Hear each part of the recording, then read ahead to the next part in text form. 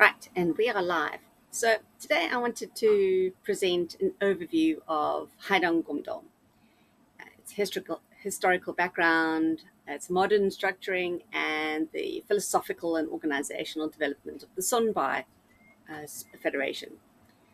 Now, if you're anything like me, you're probably wondering, what is this Gumdo? It's such a strange name. I've never heard of it anywhere before.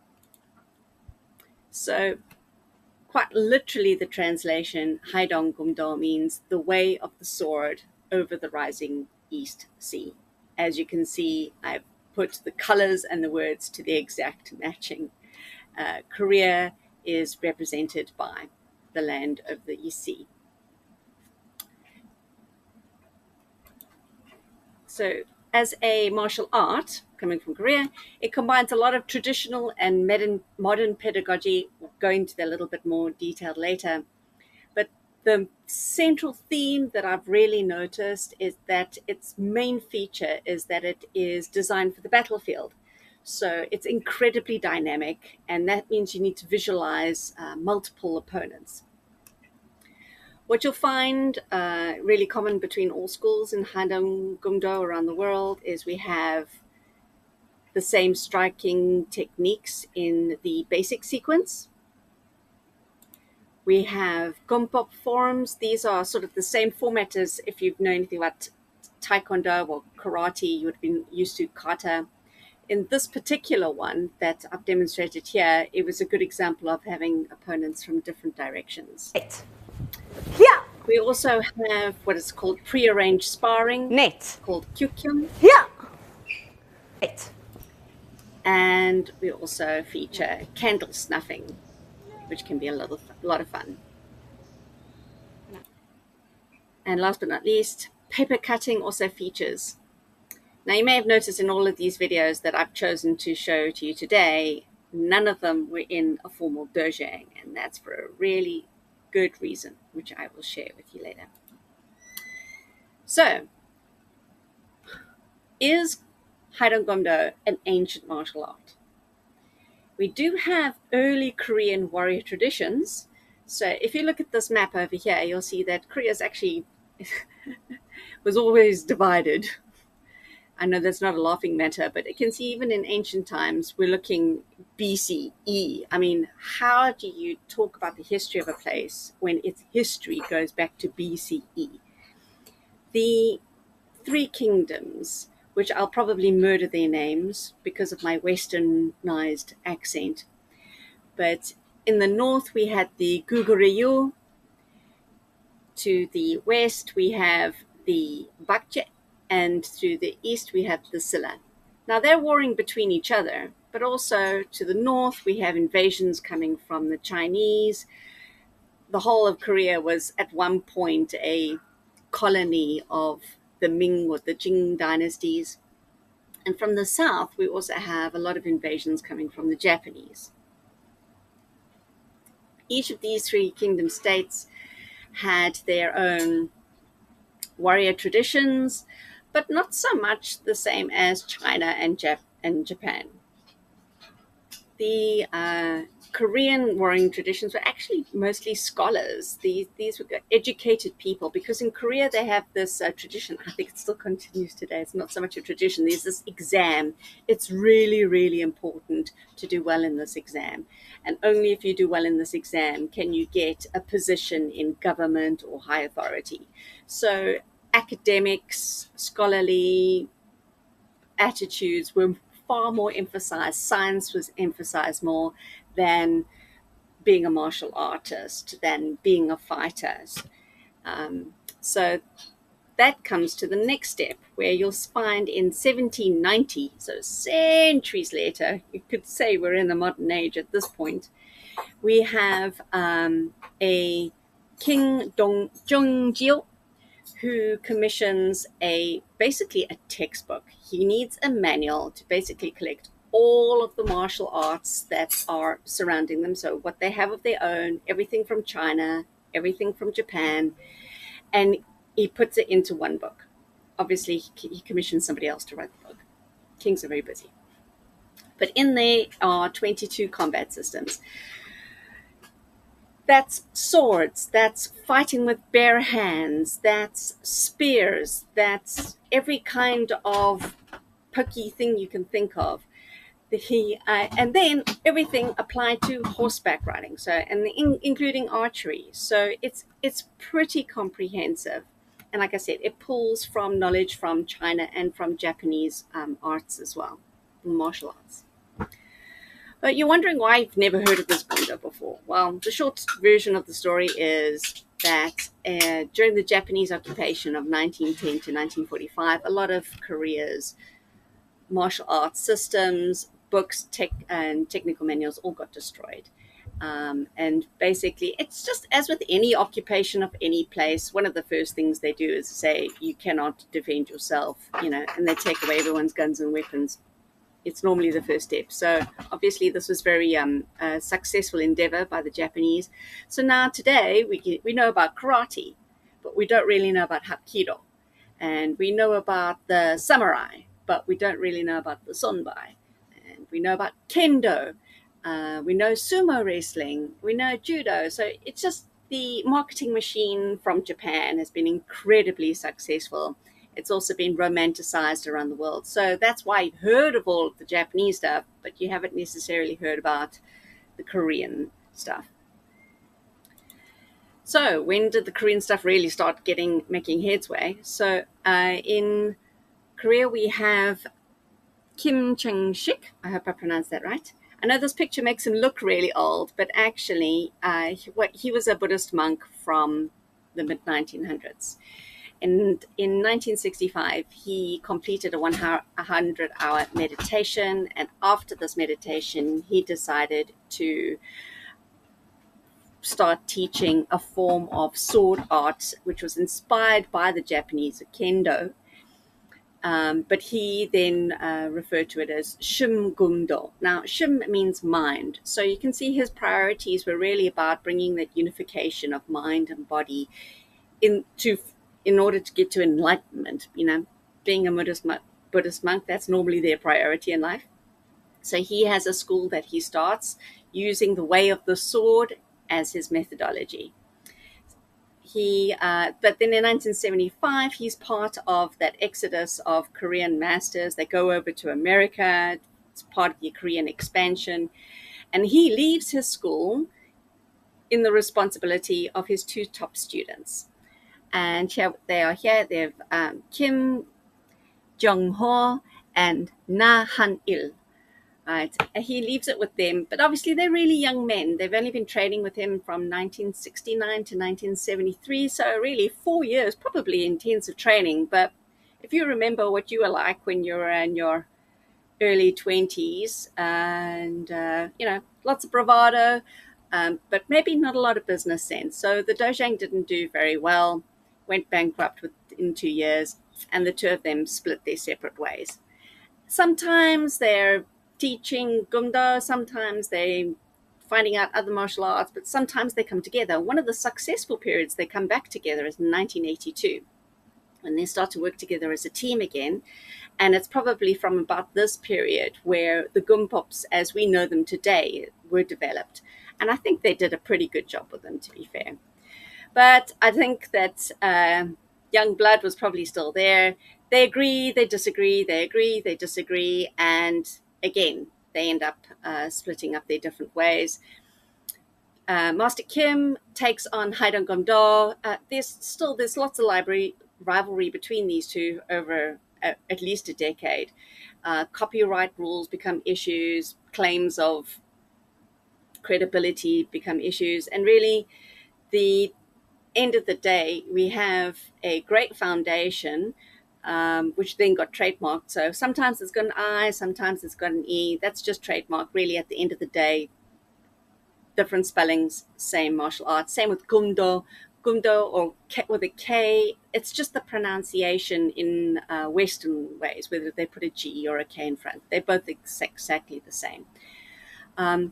So what actually happens is Na Han-il actually goes on to be a popular actor, and he stars in a K-drama called The Witch is a Witch in 1989, where he wields a sword, and this does great things for the popularity of Gumdo. Master Kim also decides to what's the word? I want to say take advantage of that situation as well. So they use that to expand Gumdo, but still they don't come together as friends really. Maybe when they're very, very old, we'll see something with the two of them together. Maybe not. So during the expansion of Gumdo, it comes to Mexico. This is through Master Kim Young Tae. And what a fantastic guy. He comes over to Mexico and he actually teaches a number of head instructors of some of the major schools in Mexico City. And one of those gentlemen who owns his own school is Master Pedro Garcia. Now, Master Pedro Garcia has a long history in Taekwondo, and one of his main morals or main mottos in life is to always be continuously learning, always be continuously improving, and he's always open to new ideas. So when he receives an invitation to find out about the sword art, he's like, I'm there. He absolutely enjoys it, has the time of his life, and he's not he doesn't think so much of himself that he won't start at the bottom. And so just like everybody else, he goes to white belt level and he earns all the belts up to black belt in Gumdo. So he started from the bottom just like all of us does.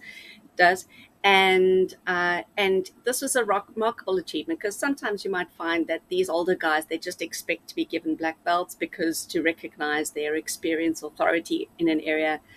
But I feel that Master Pedro Garcia really set the example for all of us, that it doesn't really matter what martial art you come from or how much experience you have. Starting from the bottom with the foundations, with the essentials, it really gives you a very, very strong foundation.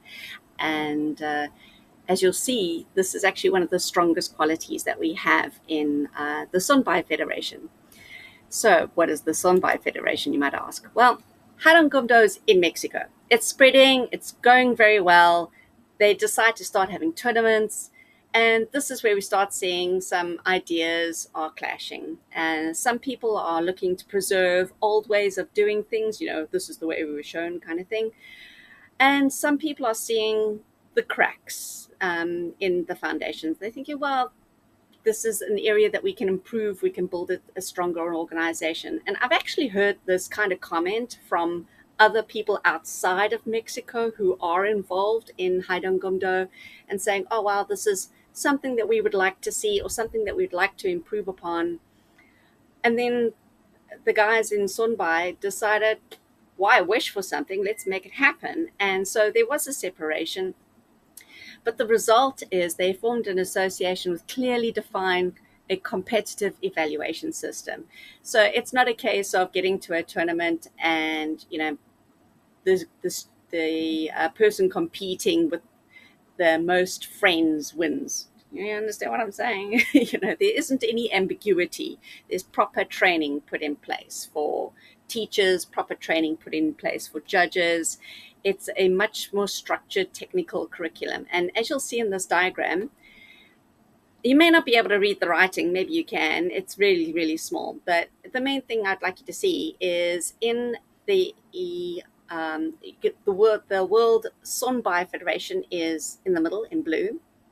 I think the first one we've got is the World Sonbae, and we've got the Mexican one, and various different federations around the world. And what Master Garcia has done is basically said, we want to do everything. Let's learn everything. It's an incredibly extensive curriculum, and you'll find that it's very open, it's very collaborative. They've got a very international approach, and they absolutely love to work with everybody. It does mean that, and I've experienced this, when you're going for your first Dan, our first Dan curriculum is so comprehensive that it's almost as much as the second Dan curriculum of other associations. But that foundation work is so strong. By the time you've gotten to that black belt, you're not like hoping you look good. It's a case of really understanding what you're doing.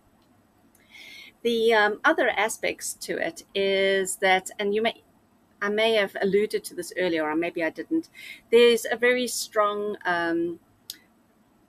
belief that everything should be founded on fact and facts, not made up stories. So we're not going to pretend that um, the idea of Gumdo came from the samurai, who are like the samurai, but they're in Korea. Well, what are the facts? And if there aren't any facts to support something, this is not a story that we want to propagate. We'd rather just say, okay, this is what we know for a fact, and let's do that. And when that means that Gumdo is incredibly modern martial art, you got young people who are intelligent, intellectual, doing their research. We're well-rounded human beings. We're not bullies. It's not about creating another feudal warrior class. We're not about being subversive and sneaky. It's an incredibly transparent, open and honest way. And I think that's irrelevant because when you're working with the sword, uh, there's a lot of damage that can be done. So one of the results, we have a proper scoring system now for combat, which is absolutely fantastic, and the uniforms are really, really cool. We also have expanded curriculum in swords. So here I'm just demonstrating the basics for double swords. It's one of those. And we also have archery that's been added to the curriculum. And also, like I said, from the original manual, we have cavalry work. So working on horseback. So archery on horseback, all very exciting stuff. The Waldo sword, yeah, I didn't mention that beforehand. That's that long pole, the crescent-shaped sword on the end. I think the closest most of us have ever really come to experiencing something like that would have been a long, I want to say pole of some sort. So that's what most people would have thought of it as.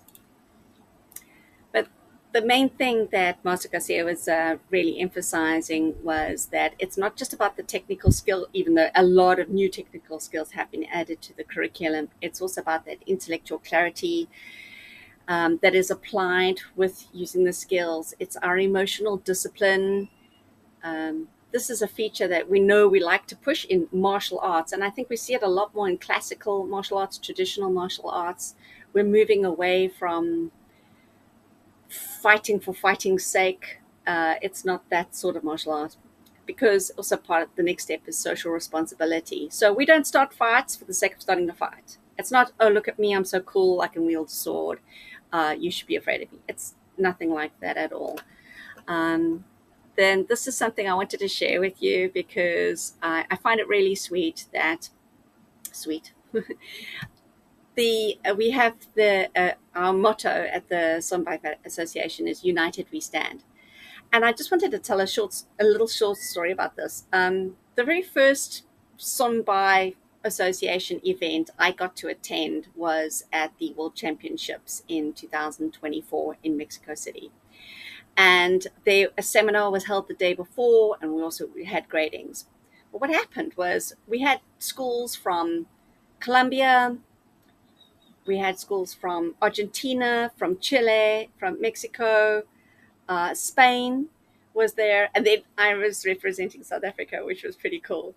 But the day before at the seminar, there's hundreds of people there to participate.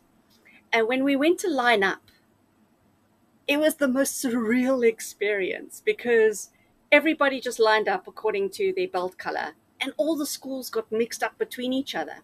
So it really didn't matter what country you were from. It was like all the countries just faded away. It didn't matter what language you spoke because not many people were speaking English, and even Spanish have the Latin American countries have different Spanishes between them. Everybody was united as in one school. And when we sat down and we participated in the warm-up, it was the most unifying experience I've ever had, to be part of something that's much bigger than yourself, and yet we're all on the same page. The other thing that I really enjoyed about it was a lot of, we learn how to use the instructions in Korean. Now, I'm sure you've noticed my Korean is a little bit shaky. And that's because we bring our Western accent to a Korean language. And I think if you can get over the accent thing, the Korean can be pretty good. But what was great is that every time an instruction was given in Korean, it didn't matter what language everybody spoke, everybody understood what was happening. So I found that to be a really awesome experience. Uh, I divulge. uh, so at the end of the day, you're going to wonder, well, why do Gumdo? It's obviously nobody walks around with a sword these days, so it's not about self-defense, is it? And I think that this is the best way I can put it. It's about that harmonization of mind, body, and spirit. And through working with the sword, it's the sword way, we bring about an inner transformation, and that brings about our outer success. One of the very first posts I ever made for my school was about the values of Gumdo. And I've just named some of the points here, on pretty much most of them, that I find that if you pay attention, these are values or characteristics or endeavors that we practice in every single class. At some point, you need to focus. At some point, you're practicing discipline. At some point, you're showing respect. At some point, you're experiencing humility. There's many times when you need self-control, and at the end of every class it's great to have self-reflection. So, and you can go through every single point here and go, at what point in this class did I require tenacity? At what point in this class was my courage being tested? At what point during this class was perseverance required? Am I being truthful with myself? Am I being patient with other people in the class? This is, and I think we're demanding things of people today. We're demanding these characteristics of people. These are the qualities that we want to see in our world, but we're not giving people an opportunity to practice how to be these things. And I find that that is my experiences in class. And I put the little picture of me with the flag and all the medals that I got at that particular tournament. Just it doesn't mean tournament success is not the definition. It's, I think those kind of things are actually just a byproduct. And so at this point, I want to say thank you. Thank you for your attention. And I also want to say thank you to the wonderful people in this picture. Each person has a particularly soft spot in my heart for the effort that they've put into. Actually, my combat video that you saw earlier on there with Kari, she's there's a big height difference. Not many women in the sports, so opportunities abound. It's been a great honor to earn a black belt through this association, go to Mexico City and do it in person. And so that's something I wanted to bring up earlier. Is if you noticed all the photos and videos that I showed earlier, none of them were in a dojo. And that's just because the nature of my life is that I'm not able to stay in one place very long. And what's been awesome about the Sonbae Association is they've had this online program where I was able to do a lot of the instructions through Zoom calls. I was able to do the exams. A requirement for black belt is to have participated in either a tournament or a seminar or something. They must have seen you're a real human being. And remember that going for black belt is not just about your techniques. It is very much about your character as well, what you're bringing with you. So going to Mexico City was a great experience. I got to do a class with Master Garcia, which was great. I love seeing, I know this is going to sound a little bit funny, but I'm so inspired when we have our older generations are still active in martial arts. People who are 70 years and above, because that's when you start seeing the age effects. And I mean, I'm almost 50. Just to put things into perspective, I still see, wow, another 20, 30 years at least in this martial arts. It's going to be phenomenal. So I'm very, very, very grateful to everybody. And just speaking on that, because I was able to do things online, it was all in Spanish, so it was a little bit of adapting to be done. But because I was able to do everything online, I feel like I want to pass that opportunity on. So I started a community on Skool. Obviously, I have the authority from the association, so you can join my school, Sonbae Flowing Circle Martial Arts, where we are specializing in Haedong Gumdo. Join us on the school community and try this out for yourself and see if what I'm saying, does that deliver for you? Is that your experience of it? We'll see. We'll see. Right. Last things, just so that you know I'm not talking blah, blah, blah. Here's my bibliography. You can take a screen grab of it if you want. This is where we get all of our facts from. Not making up anything there. Okay, great stuff. All right. Thank you very much for your time, and hopefully we will see you online. Thank you.